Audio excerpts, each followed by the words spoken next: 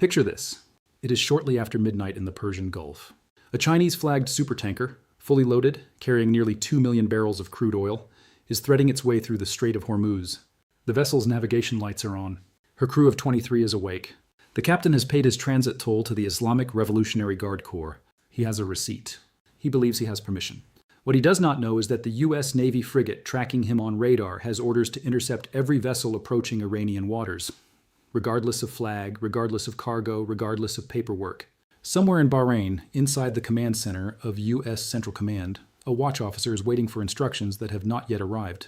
The ceasefire is technically still in effect, but just barely. And somewhere in Tehran, in a command structure that lost its supreme leader on February 28th, a decision is being made about how to respond if that tanker is stopped. This is the world as of today, April 15th, 2026. 7 days from now, on April 22nd, the fragile 2-week truce between the United States and Iran expires. Talks in Islamabad collapsed after 21 hours of negotiations. No agreement was reached. No extension has been signed. No second meeting has been confirmed. And here is the fact that the mainstream coverage has not fully explained. The ceasefire is not just ending. It never fully held. The Strait of Hormuz remains largely blocked. Israel is still striking Lebanon, and the U.S. Navy blockade of Iranian ports, announced by President Trump on April 13th, has already created a second pressure point on top of a fragile truce that nobody knows how to end. By the end of this video, you will understand exactly 3 things. First, how a 40-day war between the United States, Israel, and Iran became the largest oil supply disruption in the history of the global energy market. Second, what the collapse of the Islamabad talks means for the 7 days remaining before the ceasefire clock runs out. And third, what the 3 possible futures look like after April 22nd, and which one strategic analysts believe is most likely. Stay with me. To understand what just happened, you have to go back to February 28th, 2026. At approximately 2 a.m. Tehran time, the first American and Israeli aircraft crossed into Iranian airspace. The operation, called Operation Epic Fury, had been months in the planning. Its targets were Iran's nuclear infrastructure, Natanz, Fordow, the Parchin complex, along with military command nodes, missile depots, and senior leadership. By morning, Supreme Leader Ali Khamenei was dead. So were several senior commanders of the Islamic Revolutionary Guard Corps. Iran's state broadcaster went dark for 6 hours. What happened next was not a collapse. It was a retaliation. Within 72 hours, Iran had launched massed missile and drone strikes on Israeli cities, on U.S. bases in Qatar, the UAE, and Bahrain, and on energy infrastructure throughout the Gulf. And then came the decision that changed everything. On March 4th, the IRGC formally announced the closure of the Strait of Hormuz. This was not a threat. It was an action. Within hours, the world's most important energy choke point, through which 20% of global oil and 20% of global liquefied natural gas had flowed every single day, went effectively dark. Major shipping companies suspended operations immediately. Insurance underwriters pulled coverage for vessels attempting transit. War risk premiums for supertankers spiked to levels not seen in 6 years, making the economics of crossing the strait impossible for most operators. By March 10th, only 15 ships had made it through in the preceding 24 hours. Before the war, that number was typically over 100. The economic consequences cascaded almost immediately. Brent crude, which had traded at around $70 per barrel in late February, surged past $100 within 2 weeks. Oil production in Kuwait and Iraq collapsed as onshore storage filled and tankers could not leave. Qatar Energy, the world's largest LNG exporter, declared force majeure on all its contracts. Gulf states that import over 80% of their food through the strait began emergency airlift operations for basic staples. The price of rice, cooking oil, and flour in Doha and Kuwait City rose 40 to 120% in a matter of days. The United States, facing its own pressure from surging gas prices, coordinated with the International Energy Agency to release 400 million barrels from strategic reserves, the largest such release ever recorded. It lifted temporary sanctions on Russian and Venezuelan crude to inject supply into a starved market. None of it was enough to fully offset what the strait's closure had done. Over the following 3 weeks, negotiations began in the background.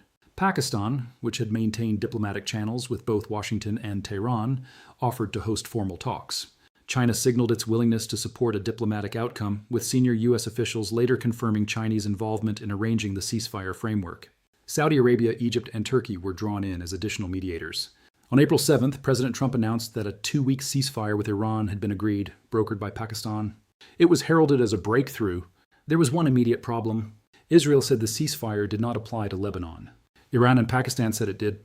And within hours of the announcement, Israeli airstrikes on Beirut killed more than 300 people in the deadliest single day in Lebanon since the war began. Iran responded by briefly pausing traffic through the strait again.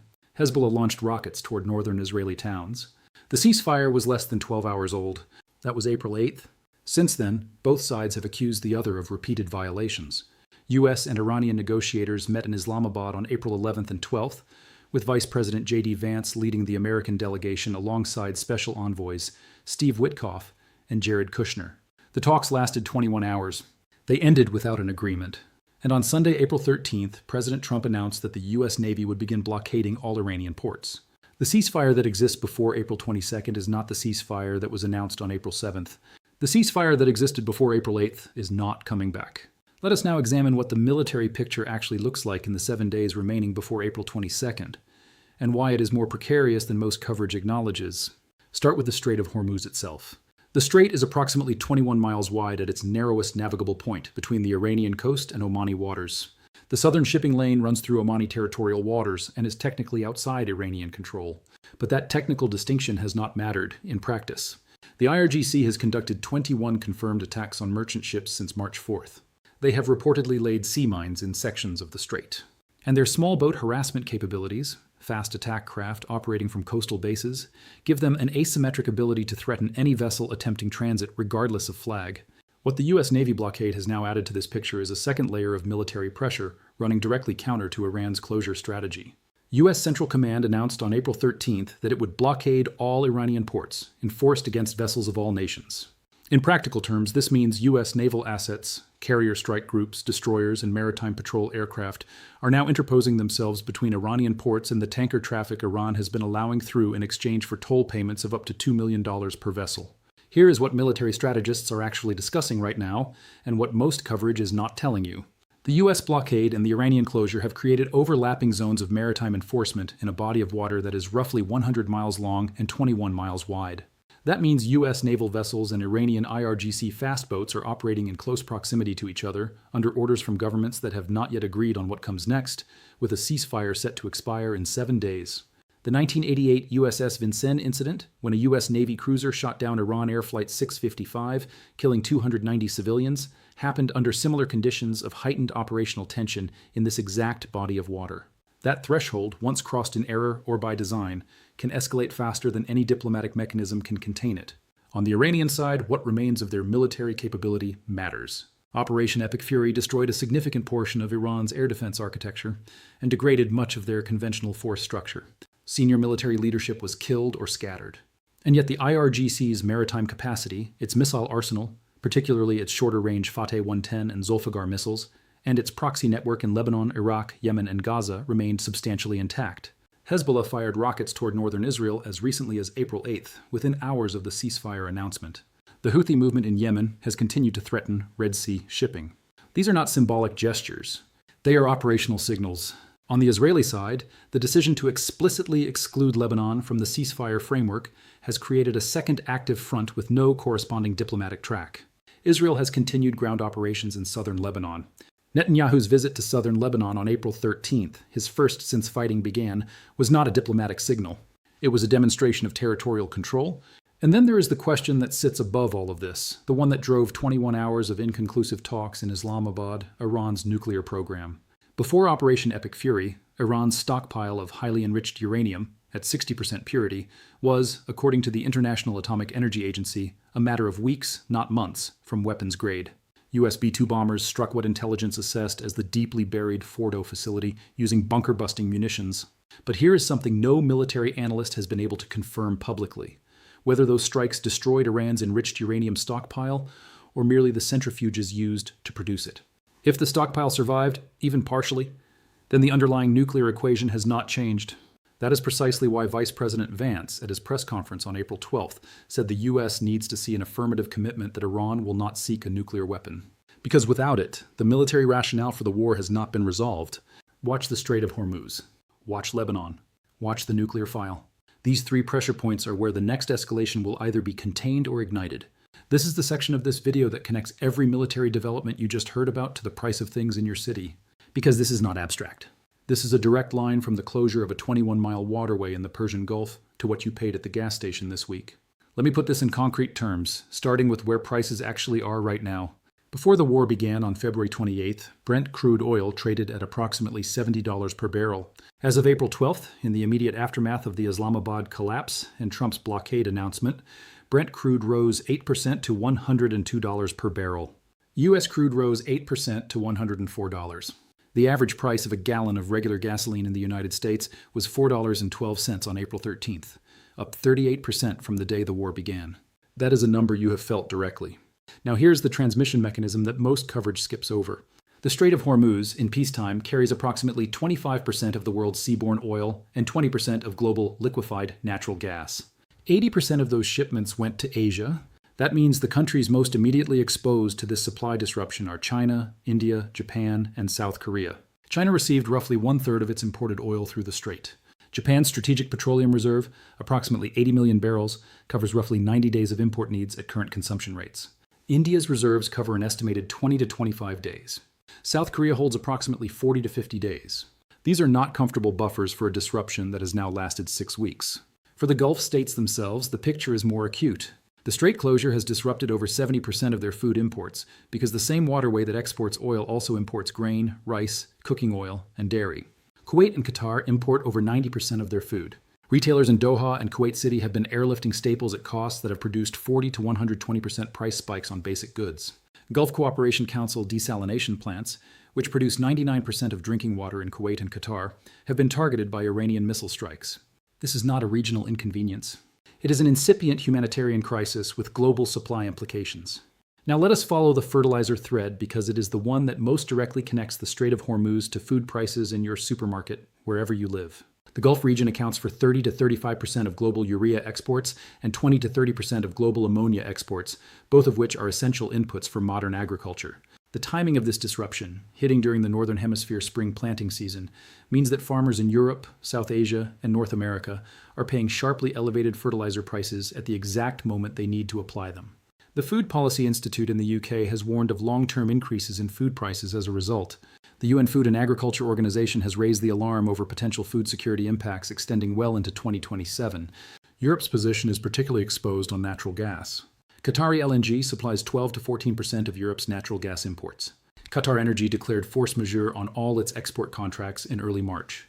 European gas storage levels entering the spring were already at historically low levels, approximately 30% of capacity following a harsh winter, meaning the continent had limited buffer. Dutch TTF gas benchmarks nearly doubled to over 60 euros per megawatt hour by mid-March. The European Commission has told member states to begin emergency storage filling. Germany announced temporary tax cuts on petrol and diesel in April. And this is what the disruption looks like at scale. The International Energy Agency described this as the largest oil supply disruption in the history of the global energy market. The world's largest LNG plant, owned by Qatar Energy, sustained missile damage that its operators said could take up to 5 years to fully repair. Gulf oil producers, including Kuwait and Iraq, collectively cut output by at least 10 million barrels per day by mid-March as storage capacity filled and tankers could not leave. If you want to understand how this hits your economy before the mainstream media catches up, make sure you are subscribed. What is happening in the Strait of Hormuz is repricing the world economy in real time, and the ceasefire expiration on April 22nd is the next inflection point. The blockade that Trump announced on April 13th adds a new dimension to this cascade. By targeting Iranian ports specifically, it cuts off Iran's ability to export its own oil, about 84 million barrels per day in March, and eliminates the toll revenue Iran was collecting from vessels it allowed to transit. Iran loses financial leverage, but global supply tightens further. Oil industry executives and analysts have been warning since late March that if the strait is not fully reopened by mid-April, the economic damage will accelerate sharply. That window has now passed. The diplomatic picture, as of April 15th, is one of a gap between what each party is saying publicly and what each party actually needs. Start with the United States. The public American position, as stated repeatedly by Vice President Vance and the White House, is that there are 5 non-negotiable red lines. Iran must commit to never obtaining a nuclear weapon, end uranium enrichment, dismantle major enrichment facilities, allow retrieval of its highly enriched uranium, reopen the Strait of Hormuz, and end financial support for Hamas, Hezbollah, and the Houthis. Privately, the administration is watching domestic gas prices at $4.12, aware that the midterm elections are 7 months away, and calculating how much economic pain American households will absorb before the political calculus changes. Iran's public position, laid out in its 10-point negotiating proposal, is that it must retain control of the Strait of Hormuz, potentially as a permanent arrangement, including the collection of toll fees, and that any ceasefire must explicitly include a halt to Israeli strikes on Hezbollah in Lebanon. It also demands war reparations and security guarantees against future U.S. or Israeli attack. Privately, Iran's negotiating position is complicated by the fact that its supreme leader is dead, its conventional military is substantially degraded, and its economy, already under sanctions, is now also cut off from its primary source of export revenue by the U.S. blockade. Tehran needs a face-saving outcome that it can present to its domestic audience as a victory. That is not a small ask. Pakistan, in the role of primary mediator, has been the indispensable third party in this process. It was Pakistan that delivered the American 15-point proposal to Tehran in late March. It was Pakistan that proposed the 5-point peace initiative on March 31st. It was Pakistan that hosted the Islamabad talks on April 11th and 12th, and it is Pakistan that has now proposed a second round of negotiations. Islamabad's leverage derives from its diplomatic relationships on all sides, its alliance with China, its security relationship with the United States, and its historic ties to Iran and the broader Muslim world. No other single country can play this role. China's role is quieter but arguably more consequential. Senior U.S. officials have confirmed Chinese involvement in arranging the initial ceasefire framework. China receives 1/3 of its imported oil through the Strait of Hormuz. Chinese-flagged tankers have been among the vessels continuing to attempt transit, including at least one that passed through despite the U.S. blockade. Beijing's leverage is considerable. If China signals to Iran that a negotiated outcome serves Chinese interests, that signal carries more weight than anything Pakistan can deliver. If China decides to openly defy the U.S. blockade, the confrontation escalates to a completely different level. Saudi Arabia, Egypt, and Turkey have been named by the UN Secretary-General as additional mediators. Saudi Arabia's interest is straightforward. The Gulf Cooperation Council economic model has been described by economists as undergoing a systemic collapse due to the war, and the Saudis need the strait open, the fighting stopped, and stability restored, regardless of who wins politically. Oman, which maintains a long-standing back-channel with Iran, has been quietly facilitating messages that do not pass through official negotiating tracks. The note that UN Secretary-General Antonio Guterres struck on April 13th was carefully chosen. He did not say a deal was close. He said that given the deeply rooted differences, an agreement cannot be reached overnight. That is diplomatic language for, these parties are far apart, and everyone knows it. Here's what comes after April 22nd. There are exactly 3 scenarios that strategic analysts are modeling right now, and I want to walk you through each one with specificity. This is the scenario where a second round of talks convenes before April 22nd, or the ceasefire is extended by mutual agreement, and some form of partial deal is reached. What does it require? On the American side, it requires accepting some formulation on the nuclear question that falls short of the full dismantlement demand, possibly a supervised enrichment freeze, an enhanced monitoring regime, or a phased process.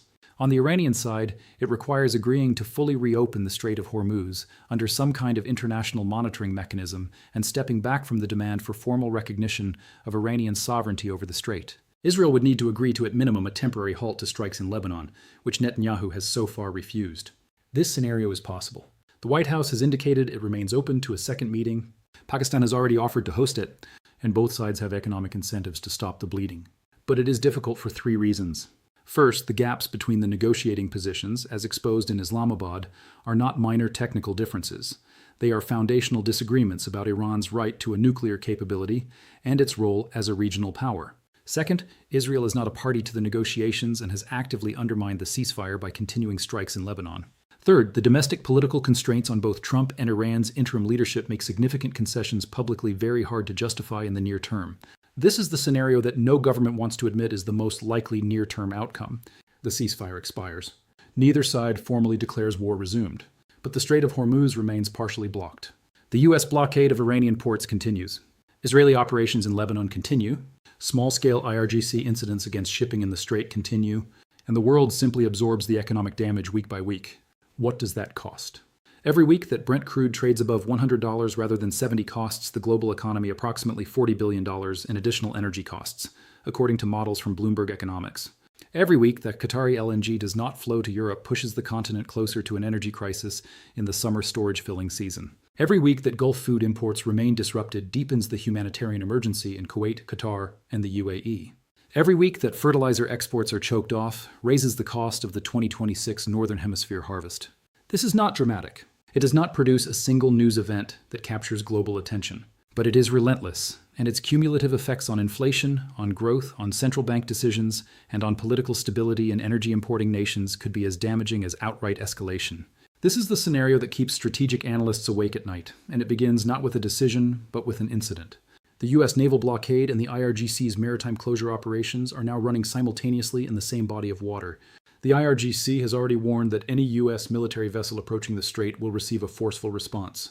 A Chinese-flagged tanker defying the blockade creates a direct confrontation between a U.S. Navy vessel and a vessel whose government has strategic interests in its passage. A misidentified radar contact, a communication failure, an overstressed commander making a split-second call.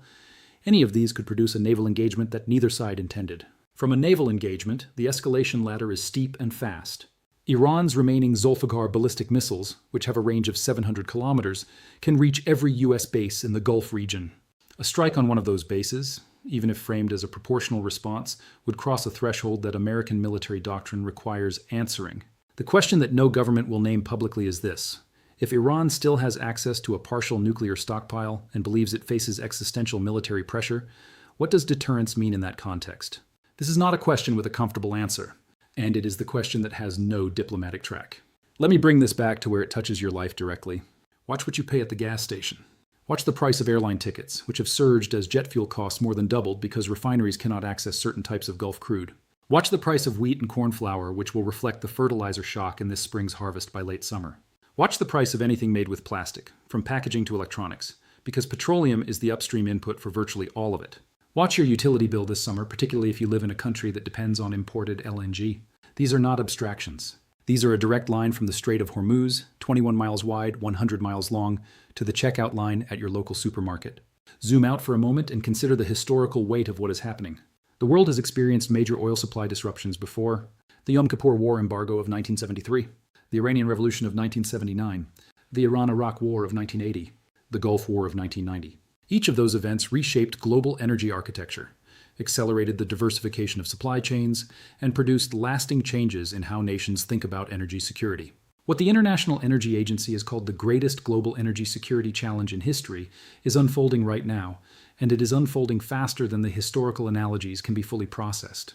The ceasefire that exists today is a fragile, violated, expiring truce between parties who ended 21 hours of negotiations by blaming each other, who have fundamentally different theories of what the war accomplished, and who are operating inside a maritime space where one miscalculation can remove all remaining diplomatic oxygen from the room. 7 days remain. No second meeting has been confirmed. No extension has been agreed. The blockade is active. Lebanon is still under bombardment. And the nuclear question, the central reason the war was fought, has not been resolved. What the world does not know yet, and what determines which of the three scenarios becomes real, is whether the next 7 days produce a diplomatic opening or a military incident.